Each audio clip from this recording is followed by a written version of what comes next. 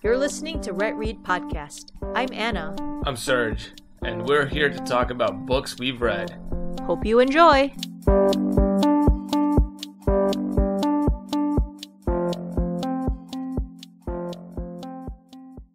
Hey Anna. Hey Serge. Are you excited to be recording another episode of RetReads? I know I am. Guys, aside from our regular RetRead offerings, we still have our RandoCast going on, and I think it comes out a little bit more often than our episodes. Yeah, so if you guys want to keep up with our latest adventures in the world outside of Fear Street and books in general, yeah, check out Voltron. We recently put up, went practically viral with almost 30 views in the last 2 weeks. I know, right? You must really like Netflix shows. Speaking of which, we're also looking at... It's a Netflix show. It's called Travelers, and we started watching it because it's by Brad Wright, who's the person who did the Stargate shows. Stargate SG-1, Stargate Atlantis, Stargate Universe. I'm a huge Stargate fan, so when I heard that Brad Wright had a new show out and it was going to be on Netflix, I had to watch it. We might end up doing a RandoCast reaction to that. We also actually ended up watching another episode of The Pretender. Episode 2, even though he was not a big fan of the pilot. Yeah, who'd have thunk it, but I thought episode 2 was a lot better. What are you reading right now? I'm reading a few books. I like reading more than one book at a time. So I'm reading a book of short stories. I've been reading it for a while. It's called Kalima Tales. It's by Varlam Shalamov. It's a book you actually recommended to me. Yeah, that's a classic. Yeah, I've been reading it for a while now. It's pretty depressing. So every few stories I'll take a break and I'll get back to it. I'm also reading a book called It Can't Happen Here by Sinclair Lewis. Yeah, you've been talking to me about that one. Yeah. Pretty grim. It's also a difficult book to get through in many ways. And finally, I'm reading a book called The Animators by Kayla Ray Whitaker. It actually was released very recently from when we were recording the podcast. It was released January 31st, 2017. I actually received the ARC via NetGalley, so thank you for that. A fantastic book. I'm still in the middle of it. If you like Cavalier and Clay by Michael Chabon, you'll probably like this book. It's instead of comics, they're doing cartoons. Okay, so same thing. Are they also Jewish? No. Are they gay? One of them is lesbian. Oh, okay. Well, there you go. Yeah. Literally the same exact story. What a ripoff. I'm just kidding. I haven't read this. What's it called? It's called The Animators. The Animators. I see. Yeah, it's pretty good. I'm enjoying it. So what are you reading right now? I am still reading Myths and Legends of Central America. I have made progress. I finally got past all the introductory chapters and now I'm actually in the myths themselves. Still a very interesting book. Definitely we'll talk a little bit about it once I have a better overview of what's going on. Also, we got March, the 3-piece set over here by John Lewis, and we're both going to read it, and we're definitely going to give it a review of some kind. It looks beautiful, the 3-piece set. If you don't own it, this might be the best way to own it. I know it's going to make a great addition to anybody's shelf if you're into graphic novels. Now, personally, I myself don't actually read graphic novels. This is going to be a little bit of a departure for me. I've been told that graphic novels can be a little bit more difficult to read. They're really heavy on the text versus manga, which is more visual. So I've read a few manga-style comic books, but the graphic novel style of comic book I have not really ever ventured into. So we'll see how this goes. Are mangas really more graphic heavy, like visually heavy than graphic novels? Because I feel like there's often more detail that I see in graphic novels, just, you know, the coloring, the lines, whereas manga has a very distinct look to it, but that doesn't necessarily draw me visually in a sense. So basically, manga doesn't have full paragraphs. No, I get that, but... Yeah, that's the whole point. Okay. I just thought you were saying that it's more visually stunning than graphic novels, whereas I would think I said manga was more visual. I didn't say the visuals were necessarily... I wasn't comparing the visuals. I was comparing the role of the visuals in the storytelling. I see. Manga visuals have to do more of the work of telling the story. The dialogue is broken up into many speech bubbles. You don't get like a giant speech bubble taking up a whole page with somebody's like huge monologue. Monologues will get broken up between many different panels. It focuses on people's facial expressions. That's supposed to tell more of the story. Even though it's highly stylized and it's not like the same as the less highly stylized art form of the graphic novel. Did you know that they recently removed graphic novels for the New York Times bestsellers list, they actually removed the graphic novels list and they're putting them into normal fiction? Why is that? I don't know. You know, it's a good thing and a bad thing, I feel. Because in a way, it's sort of acceptance of graphic novel as a novel. But in another sense, they're not going to make the top 20, so maybe one or two will make it, but you won't see a full list of like maybe the best graphic novels. Also, the graphic novel is often a collaboration between an author and an artist. The art, it plays a really big role in failure or success of this book. I feel like that deserves a separate recognition. Somebody has to craft a really good story, and that comes into play in all forms of storytelling, in all media. But with a graphic novel, just like with any other type of comic book, you really have to have a visually compelling narrative as well. And that is where the artist's role comes in. And I think that deserves some recognition, and that is definitely a separate form. I mean, at that point, why don't we condense TV shows and movies and music, pop music and classical music all into one, just have a bestseller list of all media at that point. Well, Bob Dylan did win the Nobel Prize in Literature. Yeah, so... right. Apparently we're just rolling everything together. We're heading towards that media singularity I've never heard of before, but I just coined the term. There you go. Congratulations. Yep. In any case, we'll talk about the Fear Street book that we read right after this break.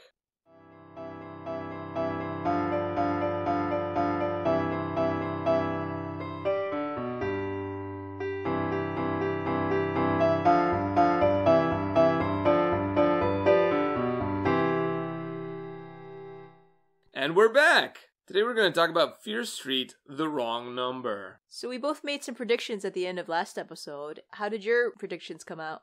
I had this cockamamie theory, right, where someone's gonna be prank calling the pizza place and get 12 pies delivered to some guy. There was a pizza place involved, but they weren't being prank called. Right. That was pretty close, actually. And I said that the pizza delivery guy would be the serial killer, and he would murder the guy that they sent the pizzas to. And I said the murder weapon would be a knife in the neck, and the murderer would be male. I was kind of close. I guess I finally got the murder weapon right for once. You got the gender right. Yeah, and I got the gender right. Yeah, the whole pizza connection was very tenuous. The guy's not even a serial killer. He's a would-be serial killer in the end, it turns out. Yeah, so my prediction was basically two girls would be making prank phone calls to guys they like. That's exactly what happened. That's exactly what happened. Girls, you know what I'm talking about. Yeah. Anyways. Yeah, hit us up in the comments below, girls. Do you know what she's talking about? I never actually did it. But it's always in those books you read as a teenage girl. It seems to be a trope in books, but not real life. Anyway, so I figured that's what this book was about. I said that the guy they caught or whatever would get strangled by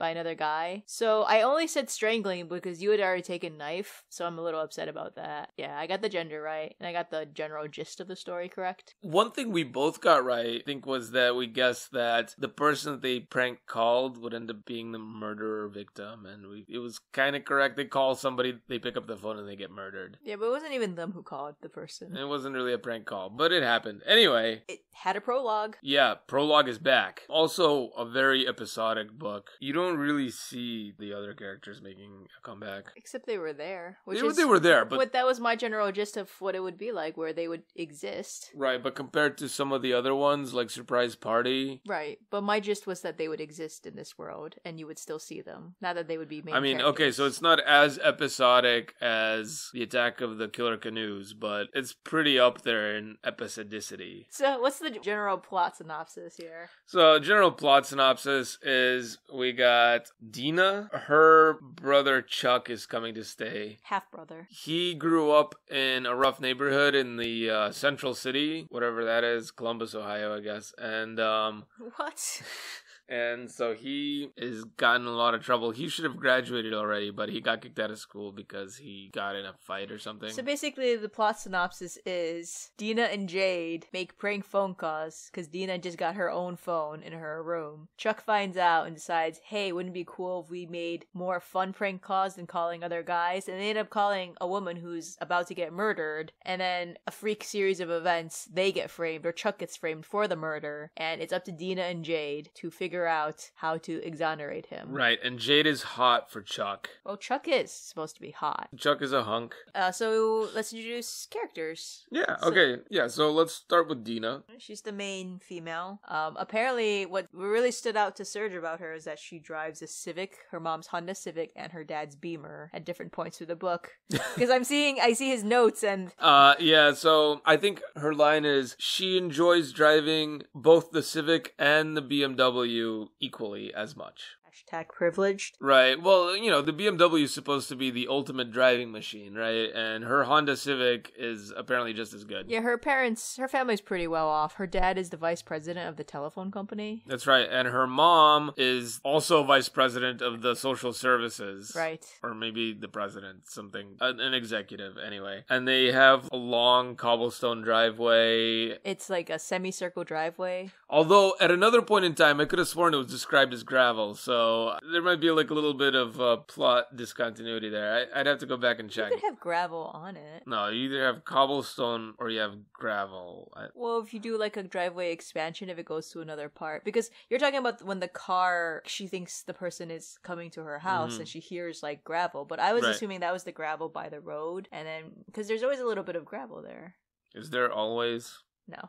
Okay. No, but there's sometimes there's gravel at the end of driveways. Yeah, no, I guess so. She seems to be a very nice person. She's shy. You know, she has trouble talking to boys. Which is why it was really good to prank call. Yeah, that's true. It really got her out of her shell a little bit. But it's funny because her best friend Jade is like kind of outgoing and is really popular. But Deena wouldn't even be invited to any parties if she wasn't best friends with Jade. Kind of keeps to herself. She only really interacts with Jade. It's amazing that she doesn't get like singled out as some kind of weirdo or loner or loser or whatever. But apparently she's kind of good looking herself. So I guess that works out for her. Yeah, so she's best friends with Jade, and her half-brother is Chuck. It's on her father's side from his first marriage. And one of the people she prank calls ends up dating her at the end. That's right. Good on you, Deena. Right, and that person is not Henry Raven, by the way.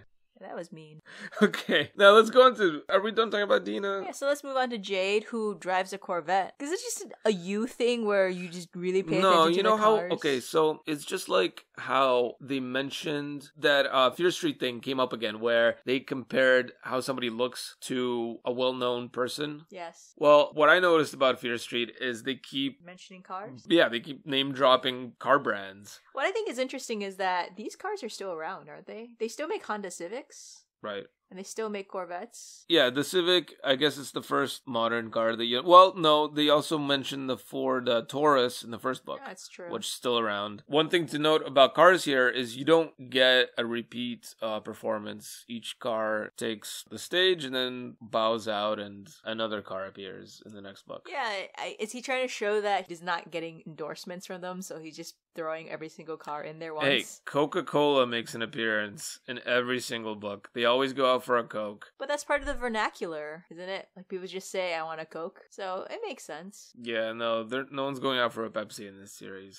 I tell you that. No one goes out for a Pepsi in real life. Well, yeah, I mean, forget Pepsi. Jade is very outgoing. She's very dramatic. She's very good at being an actress. And oh, yeah, wow, right? She could, like, totally go undercover. She could. Like, several scenes were, like, spy novel type of thing. That was pretty good. Yeah, I really enjoyed that. Apparently she has a sister, I guess. In the beginning, she prank calls her, and her sister totally does not buy it. Yeah, don't prank call siblings. Though, I have prank called my parents, and sometimes they totally fall for it. Oh, wait a second. So that whole thing you said about how you didn't prank call anyone back in high school, that's such BS. I know you're totally into prank calls. You prank call all the time. I never prank call strangers. I only prank call you or my parents. What about all those times you prank called our friend? You know, but that's not a stranger. Mm-hmm. And that wasn't in high school. I did it after I left my parents' house because that would not fly in their house. But yeah, I guess you could theoretically prank call someone who knows your voice. Right. So Jade, apparently she dresses in outfits that make a fashion statement. She likes to wear lots of colorful clothing, and it's a bold statement, and it always looks good on her. I don't know, everyone seems to like her, but she is looking for a guy that is not boring. She wants a little bit of excitement in her life, and in comes Chuck.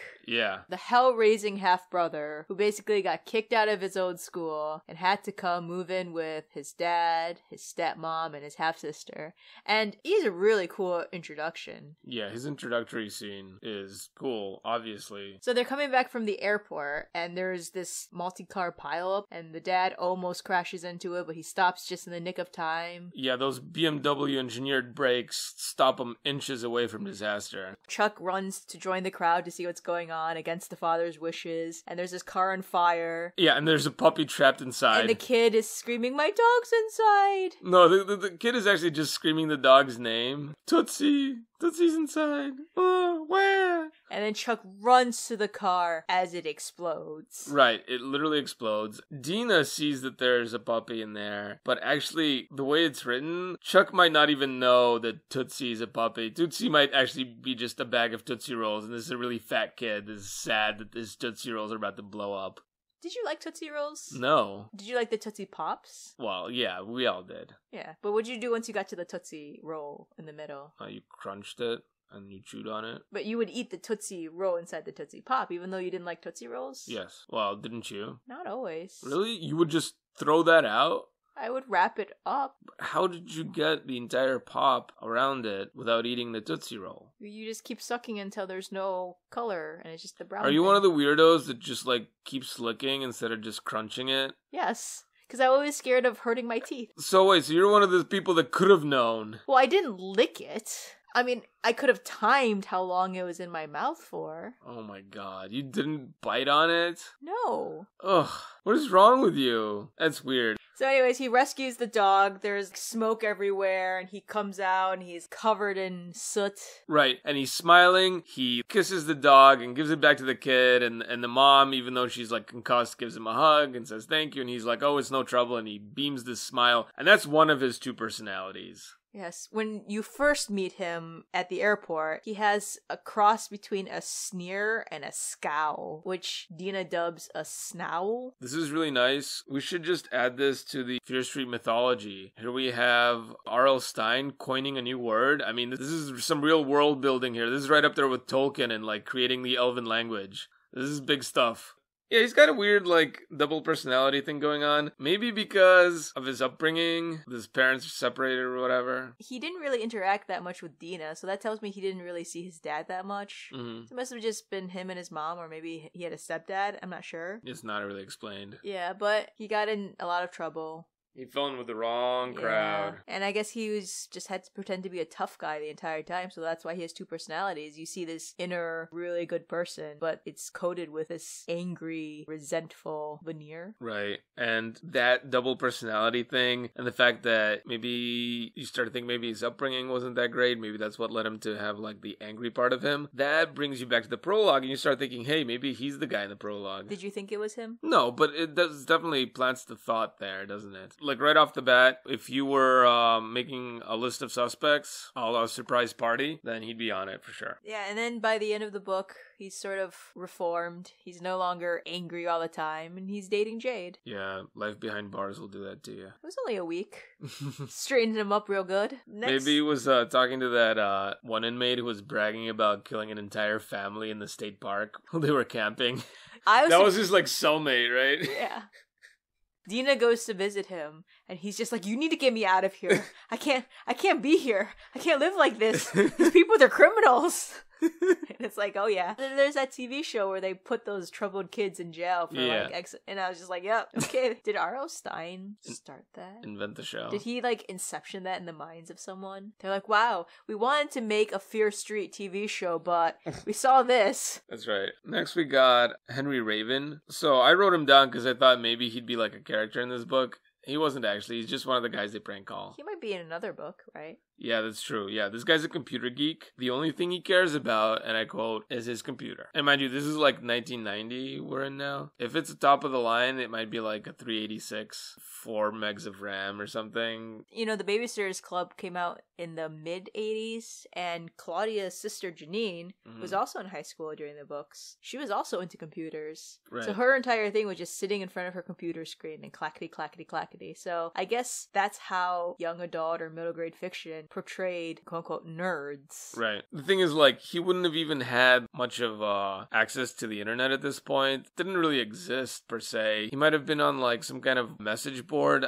Those might have been just beginning to be inception. There's some kind of mailing lists were maybe around, email. He could have been programming, couldn't he have been? Yeah, or he was most likely just playing video games or something like that. Maybe he could have been trying to program his own video game. There's a lot of stuff like that. Maybe he was working on his novel or something. I don't know. Who knows what he was doing with that computer. They prank call him, and he actually doesn't really fall for the prank call. He kind of just goes like, I have something else I'd rather be doing. Call someone else. Yeah, and he goes back to like playing his video game or whatever. Yeah, so the next person is Rob Morrell, and he's the person that Deena has a crush on, but because he is so hot and he's so popular, she's just been too scared to talk to him in real life. So by being able to change the pitch of her voice and talk to him anonymously, she's able to just talk to him. Yeah, but they don't really have a normal conversation. Like, she pretends to be somebody she's not. The way she describes herself is like, oh, you know, I look like this. And he's like super turned on by that, I guess. Yeah, it was kind of weird. He kind of, if this were a more mature book, they would have started having phone sex right then and there. I was curious where he was going to go with that. That would have been weird, right? Because her friend is right there. They're on speakerphone. Like, that would have been an awkward phone sex, for sure. I think maybe he kind of knew who she was. And he definitely figures it out very quickly as soon as he has all the evidence. He'd have to be really dumb to not figure it out, since it's basically written up in the newspaper. Right, well, we've seen a lot of really dumb kids on this series. Guys just described as eye candy that those don't tend to have. He seems like a nice guy, I guess, right? It turns out when they had a class together last year and she never got up the courage to talk to him, apparently he always wanted to talk to her and he never got up the courage to talk to her. So it's like, aw, that's cute.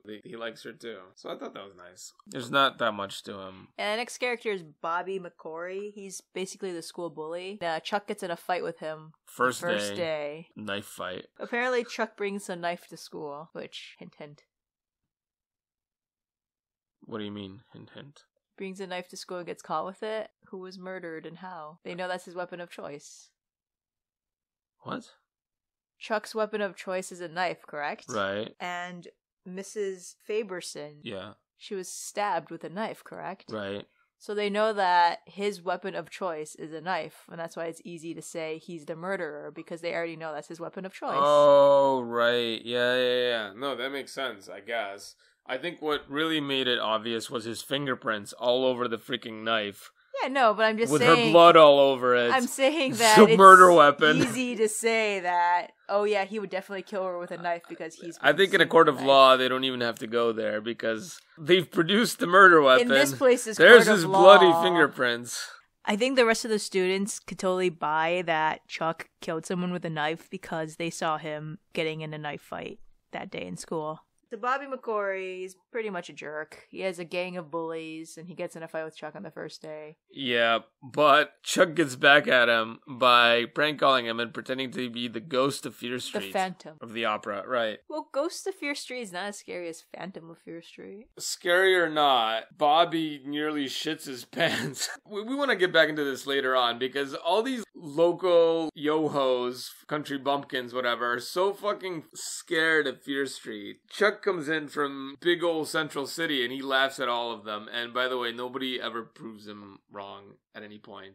I want to get back into that later. Coming up next, Mrs. Faberson. AKA, she dead.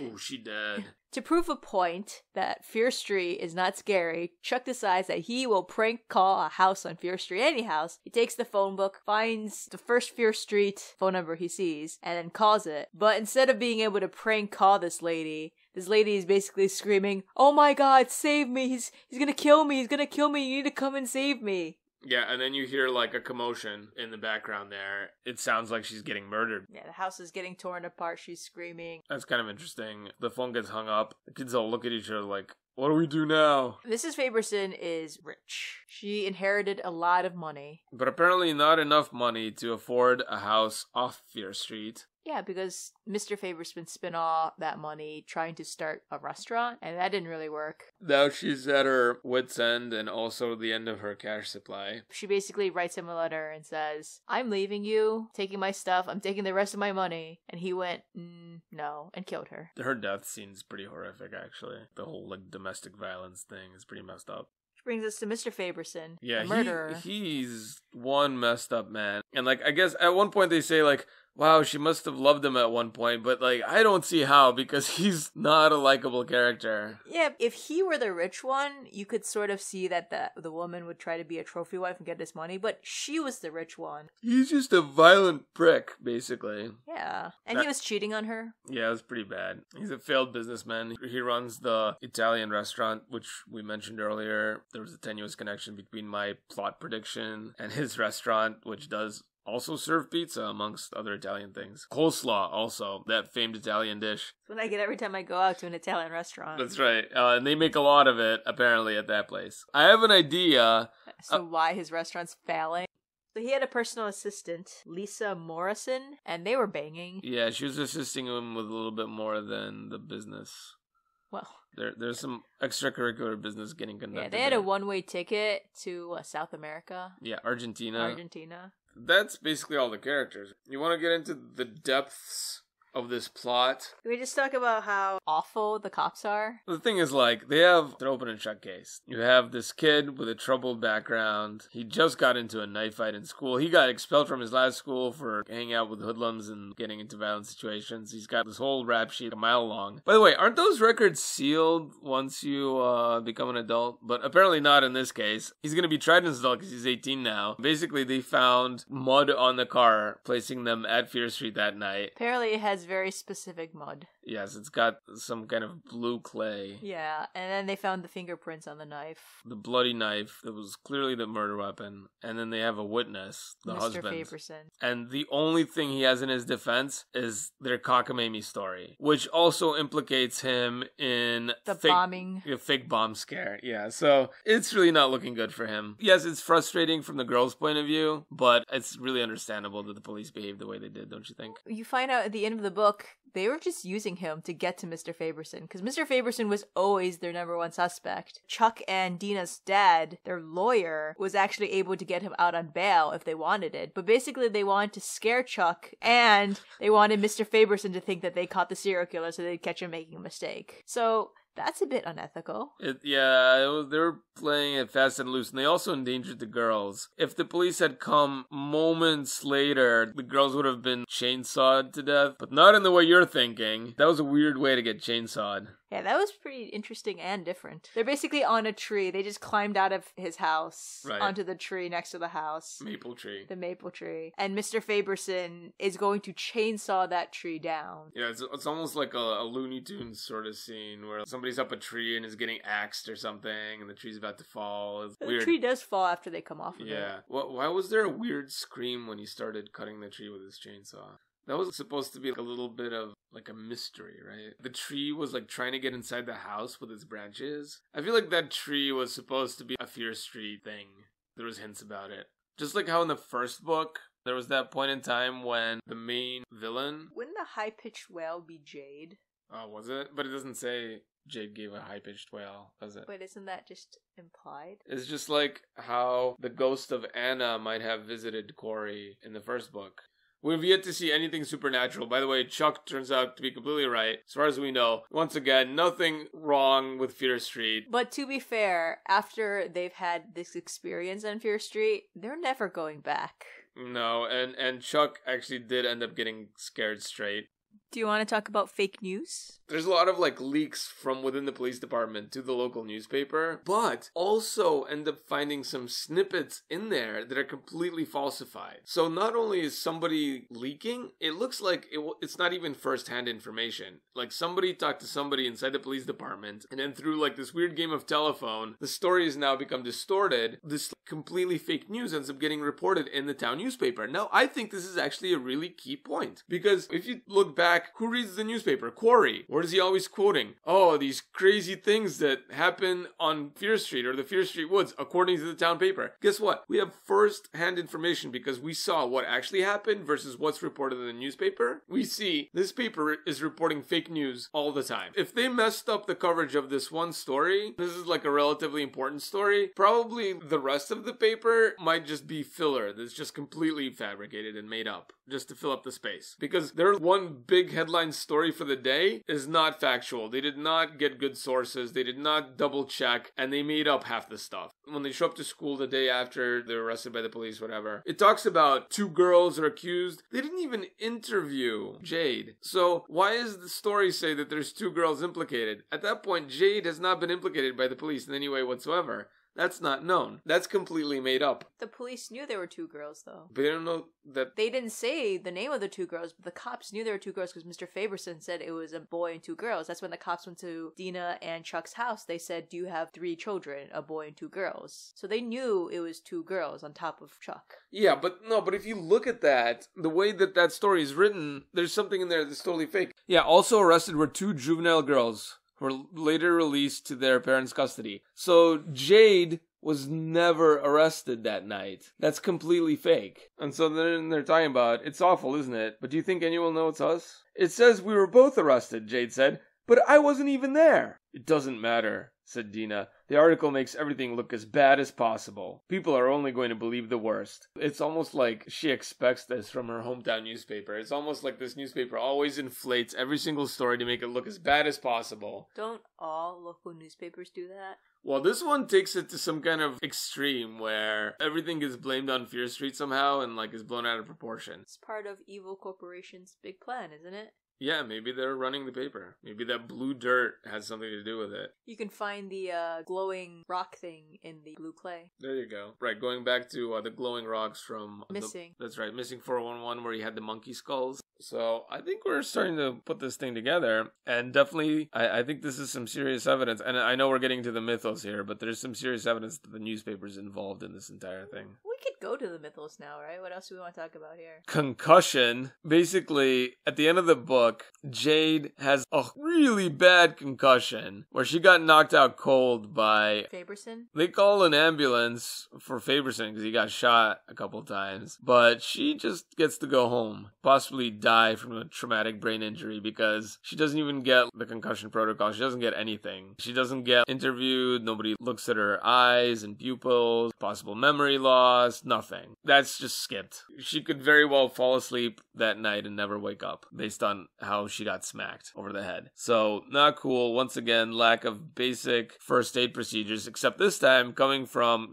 trained professionals rather than high school students. Blah, blah, blah. Which brings us to the next point. Do the police even do their jobs here? They let these girls do most of the investigation for them. Put their lives at risk. They did a really good job doing what they were doing, though. The girls, I mean. Yeah, I mean, all of the undercover investigations, we went into, Jade? I mean, the cops already knew about Faberson. They just didn't have the evidence. So the girls just did a good job getting the evidence. Figuring out where to go, talking to the right people. Cops could have very easily talked to Mrs. Morrison. Also gotten a search warrant for the house, which is a murder scene. And then they could have found that letter.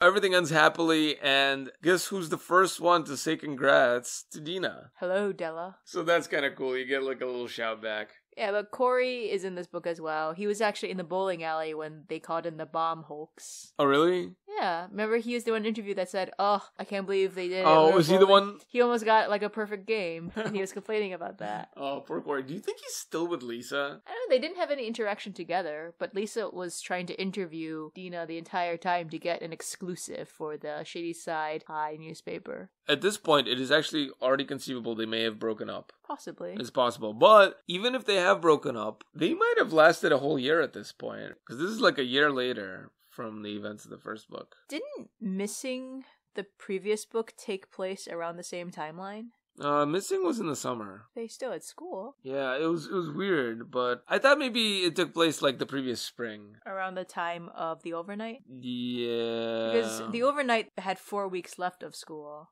Mm. I thought they were just starting the school year in Missing. Oh, maybe. Maybe this would take place before Missing. Or maybe it's fast forward an entire year. Maybe this is the year after the year after. Do these students age? Are Corey and Lisa going to be in high school for the rest of the series as the years roll by? I know there was another series called Shady Side High, and they slowly killed off every member of the senior class, but... That's weird. I know you wanted to get into the plot holes. I'm sorry, doesn't 911 trace calls to landlines? It It should, yeah. So what's your point? Didn't they call 911 from their house? Yeah, they called 911 from their house, yes. After they escaped from the killer. Didn't he dial out from the victim's house? That call got interrupted, but I'm pretty sure he dialed 911, right? I don't remember that one, but I do know that they called 911 from their house, and then they said, oh, I'm the phantom caller. But 911 would be able to know, oh, I got this call for this address, from this address, and they would have sent someone for that anyways. They did send someone for that. That's what the police showed up at their door anyway. They did it because of the license plate that Mr. Faberson got. They traced that back to their house, not the 911 call. That's true. He also made an emergency call from the scene of the crime, if I recall correctly, right? He was on the phone with Mr. Faberson, wearing his mask and whatever, attacked them. Chuck was bent over one of the few standing tables, dialing the phone. Hello, he said.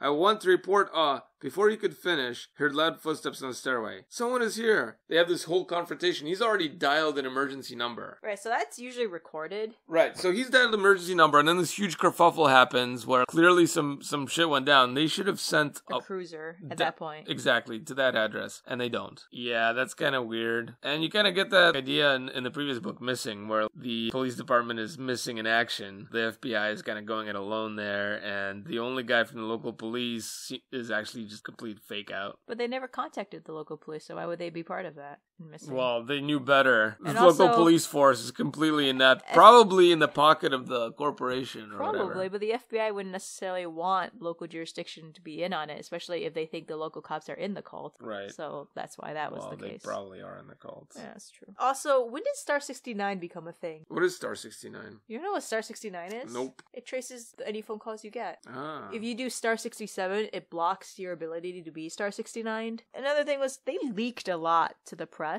They gave a lot of information, like specific information that you don't usually see. Like they said it was a 10-inch kitchen knife. Yeah. Like that's very specific information that you wouldn't put in the newspaper the next day. This goes back to my point that I was trying to make earlier. You know, I don't think they were leaking that information directly because whoever was the source of the leak was making up stuff. They weren't making up stuff. They could have just misspoke before the two girls were arrested. It was a situation where they were looking for two girls, so they could have just... They weren't arrested. Or sometimes the source that's leaking something, they're not necessarily the arresting officer or someone who's directly involved in the case, but they have maybe a tangential involvement. Whoever was leaking to the press probably heard before that they were looking for two girls and a guy, and then when they brought people in, they just assumed it was two girls that were brought in. But that's not necessarily a lie. I don't know. I think it's just, there's a lot of incompetence in every single level of everything in Shadyside. From the first responders, to the police, to the operators of 911, to the newspaper. You think this is like a small town thing, maybe? Maybe small towns just have in-depth stuff going on. I don't know if it's a small town thing. I think maybe it's a Shadyside thing. I think Shady's going on there. Get into the Fear Street mythos. One thing that happens here is all the kids take Fear Street way too seriously. They've always taken Fear Street way too seriously. Yeah, but now we're juxtaposed with Chuck, who comes in from the city. Or even in Missing, what was the girl's name? She was making fun of her brother for believing all the stories that Corey and Arnie had told him. Yeah, he was gullible. He was very gullible. And so basically, outsiders come into this town and they really don't believe any of the bullcrap peddled by the local so-called newspaper. I wouldn't go into Fear Street. At night? If I had just moved there and everyone was telling me all these horror stories of Fear Street, Fear Woods, Fear Island, I would not be there. Would you? Would you go? Just to tempt fate? Sure, I mean, why not? People did all kinds of crazy stuff. Didn't you ever go to like a cemetery at night when you were a kid? No. Really? Yeah. Well, that's the kind of stuff you do growing up. I don't know. I think it's almost cult-like how much they fear the Fear Street. There's a taboo associated with it where you shall not speak of Fear Street, not take the name of Fear Street in vain or whatever, you know what I mean? When Corey laughs at this taboo and mocks them, they are aghast. Chuck? Right, what did I say? Corey. Right, I mean, it's almost creepy how they're... I don't think it's cult-like. It's more if you grew up with something and the newspaper is beating it over your head. Right, to the point where it becomes a taboo, which is weird. In today's modern society, we don't expect to have weird taboos and superstitions. I love like this. one of the things they used when they're trying to explain to him why Fear Street's so creepy. They say there are no birds in the woods. Yeah, and he just laughs at them. Like, oh, that's something to be scared of, all right. It's kind of funny. We have an address in this book. Yep, we have another address on Fear Street. So last time it was 444. Now we have 884. Any significance? Well, 8 is ba, which sounds like fa in Mandarin, and it just means wealthy, rich. Okay. And then 4, 4, death. So they were rich and then died. Right. So my interpretation on this, on the numerology side of things here is 88. It's those free phone numbers always start with 8 or like 888, or 800 or 880, whatever. Always have 8s. And, this is the phone call or whatever. What's the name of the book? The wrong number. The wrong number. Once again, we have a 4, fear in German. They mentioned Simon Fear a lot in this book. Did they mention Simon Fear in the first book when they were talking about Fear Mansion? Yes. Okay, just checking. Going back, when they're walking to 884 Fear Street in the rain, they spot a dog who they're kind of afraid of, but he actually is maybe also kind of afraid of them and he goes away, which brings us back to the Guardians of Fear Street. That dog didn't like other people. There's also mention of some howling. That's the Fear Street mythos. We already got into a little bit with the strangely colored clay. The blue clay. Anna thinks that maybe this clay also contains the glowing stones. Yeah. So this could be... We're really building something up here. This clay deposit, right, contains the thing that they're mining, probably. Do you remember the movie Crimson Peak? Right, yeah, clay deposit, right? Yeah. They're gonna strike it rich in that clay deposit. And maybe this goes back to the Fear Mansion with the clay deposit. Oh my god, yes. And it looks dilapidated, but they're still living there. Exactly. Just like in the movie. 90s things. Guys, Deena got a phone. OMG. Her own phone in her bedroom. It's a fancy brand new phone set. Speakerphone! Speed dial! Buttons! Whoa! Crazy! Yeah, guys, it's the height of the 90s. Her dad works at the phone company, so she's got the latest landline phone technology. It's got 60 pre-programmed speed dial numbers, and each one of them has like its own button. She had to explain to Jade that you can program phone numbers to be a certain number on the speed dial, and it blew Jade's mind. Literally, the reason they started prank calling people is she wanted to speed dial her own home number because she thought it was the most novel thing. You could press a button and it would dial her own number. It's very quaint. This reminds me of when I got my first calculator, and then I got a book at the library about digital calculators. Each chapter had a fun thing you could do with your calculator. What were some fun things you could do with your calculator? Addition! Subtraction! I don't know, there's I forgot most of it already, but... Was this just for a regular digital calculator or a graphing calculator? No, just the regular one. Yeah. Because for a graphing calculator, you get games and stuff. No.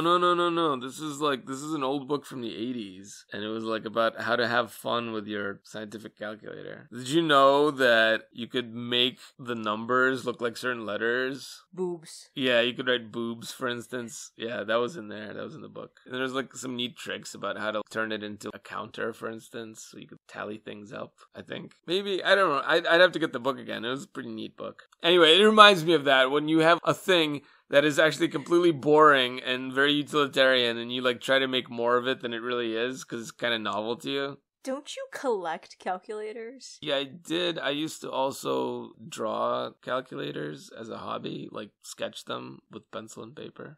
Anyway. What did you think of the book? I'd give it a solid 2 stars. Yeah, it was good. Yeah, this was actually not that high up for me. I'd say 2 as well. Really? Yeah, I was not... 2's really high up for me. 2's not that high. For Fear Street books. It's pretty high. All the Fear Street books are on the Fear Street book scale, right? I'm not comparing... For you? Oh, I'm putting them on my actual scale. Oh, okay. Yeah. Yeah, no, this book is a 2-star. Didn't really... It was pretty thrilling. I mean, I knew that they would get Chuck out, and I guess so. That nothing would happen to either one of them. That's Had true. either one of them died, it would have been more they interesting. give away the plot way too early. Yeah, I felt that. And so, you already know everything. I just thought it was weird that he wasn't after them earlier, Mr. Faberson. Right. I just thought it was weird that he knew that they were following him everywhere, and all he did was just sneak into their car, grab their shoulder, and say, "Stop it." By the way, what's up with the dead cat? Yeah, that was weird. So random. It's this whole elaborate scene where he keeps deciding to throw a dead cat in a bag into various trash cans. Finally decides to throw it in the dumpster behind his restaurant. They end up coming back at night and they dumpster dive into this thing, and they literally dive into this dumpster. This is the most disgusting thing ever. And then get into their parents' nice car, being completely covered and soaked in garbage. You don't think their parents would be upset about that? I don't remember if this was the Corvette or the BMW, but either way. If I was taken in by the police and my brother was in jail over something that I had done, I would not be getting a car to go anywhere from them. No, they had to do research at the library. No, my parents would say... So she drove her dad's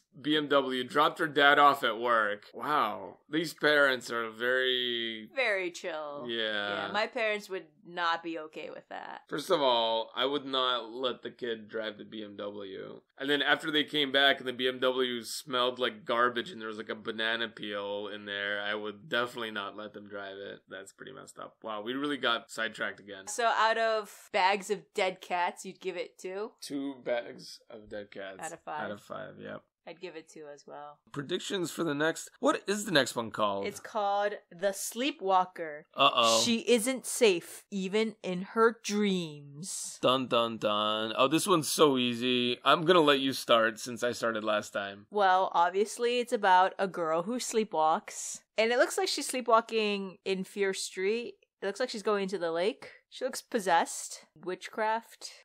She's possessed by a witch. A witch is possessing her. What's the murder weapon? I want to say drowning. Okay, and the murderer gender? Female. Yeah, the cover says it all. Somebody sleepwalks to Fear Street, and maybe there's some kind of lake there. It's hard to say. She's wearing her, her sleeping gown. Her eyes are wide open, but she's got this look of trance. She's been enchanted. I do see a branch, so maybe she's also like in the Fear Woods. Who knows where she is? Somewhere around Fear Street. The houses look old, Victorian. So yeah, murder weapon, strangulation, and murderer gender. I'm gonna stick with male because it's been basically all male since the first book, pretty much. So I think it's a safe bet. I'm just gonna stick with male for now. Yeah, that's my prediction. All right, so our predictions are locked? Our predictions are locked and loaded, and wow, our plot predictions are so boring. Think she's gonna walk into a puddle in the Fear Street in her sleep. It's like, geez, we just looked at the cover. I'm still curious how I came up with the whole pizza parlor thing for last time. That was pretty unique.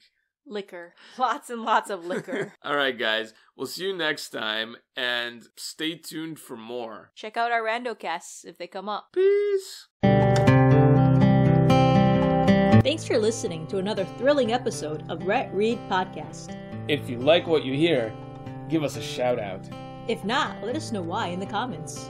Don't forget to rate, review, comment, share, like, and subscribe. You can follow us at RetRead Podcast on Twitter and Facebook. Or send suggestions or fan mail to red.read.podcast@gmail.com. Until next time. Peace!